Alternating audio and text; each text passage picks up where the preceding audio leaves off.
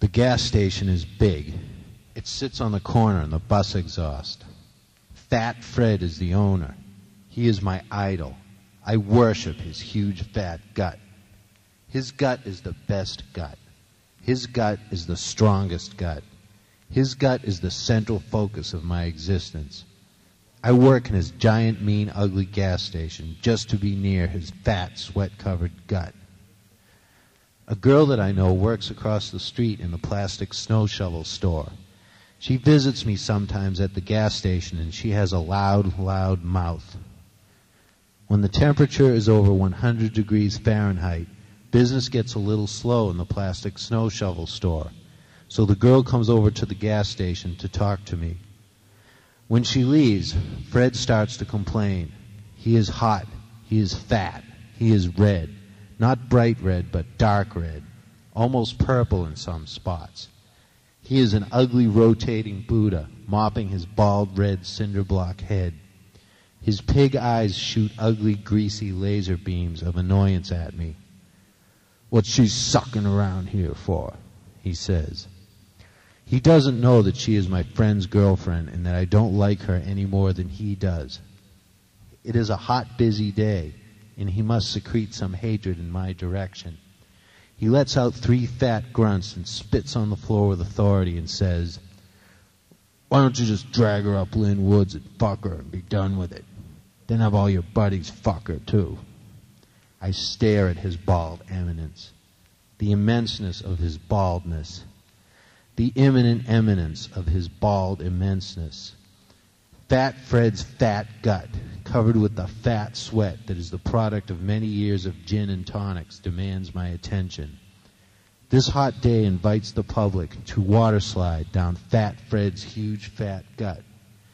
Fat Fred's fat gut is so huge that it is divided into 2 parts with a kind of fold down the middle. Imagine water sliding down a water slide of sweat shaped like Fat Fred's incredibly huge fat gut.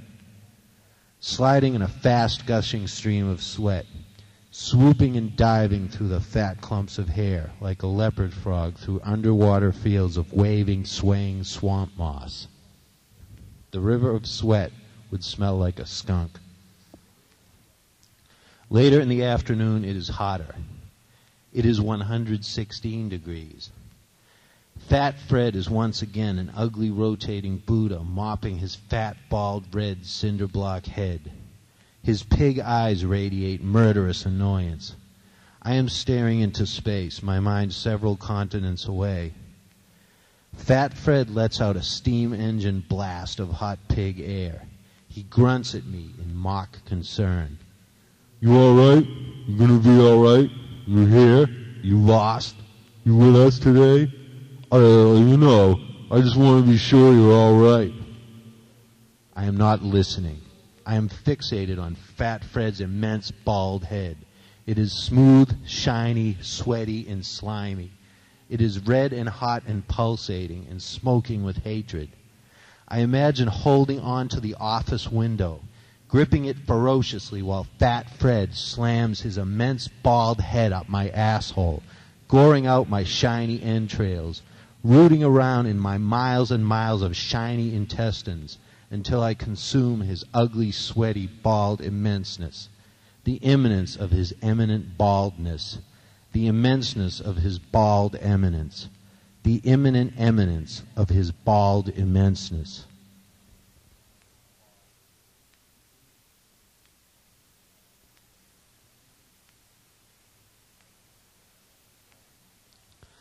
I am driving.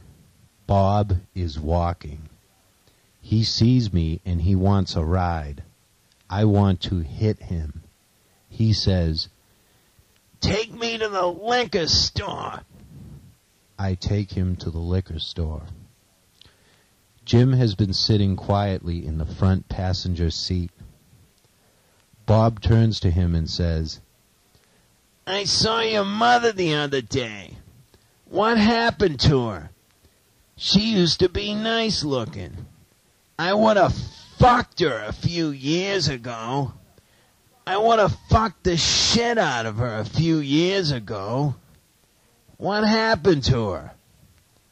Bob goes into the liquor store. Bob comes out of the liquor store. He says, "I need a ride to Lynn." I say, "Why?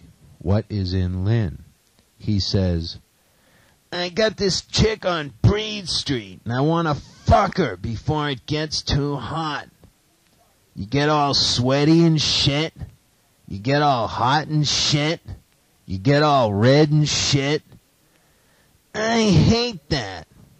So I'm gonna fuck her before it gets too hot. I take Bob to Lynn. He gets out of the car. He says, "Hey, thanks a lot. Hey.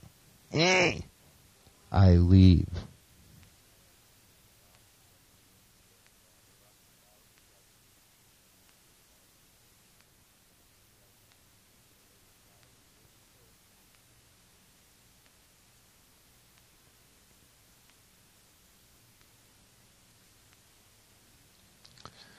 I used the phone that was attached to the brick wall near Brooks Drug Store at the North Shore Shopping Center on April 7th.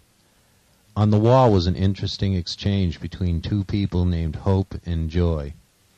Many people that I have known with names like Hope, Joy, Faith, Patience, Prudence, Charity, etc., have been some of the most messed up people in the world.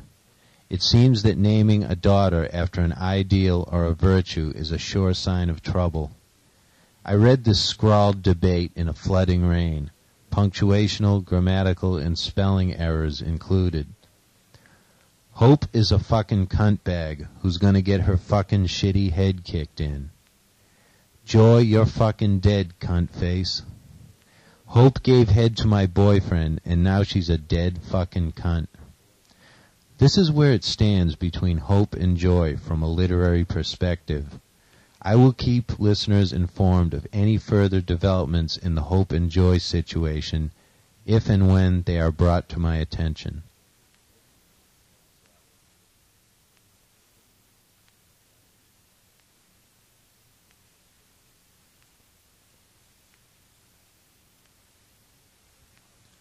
A minor discrepancy in the childhood humor of northeastern Massachusetts in the 1970s was pointed out to me as I was watching seagulls smash mussels on slimy rocks.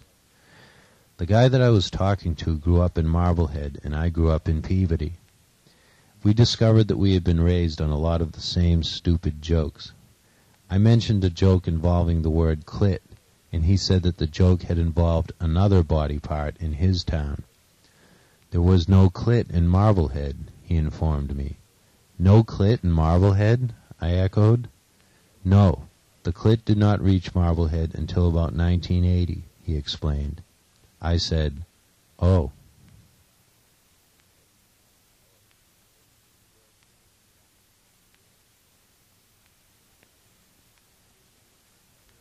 Wow, I wish I could lay a patch of rubber like that in my car. Can I hang around with you? Where do you lift weights? I lift them down my cellar. I just think all us guys with huge sexual organs should all hang out together. Do you like me? I hope so.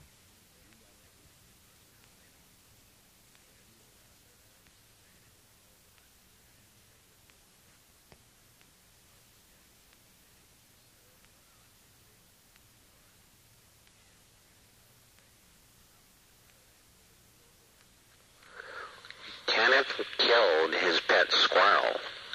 Then he encased it in rubber cement. Lila has one of those revolving dildos, the kind with plastic pubic hair to make it look really realistic.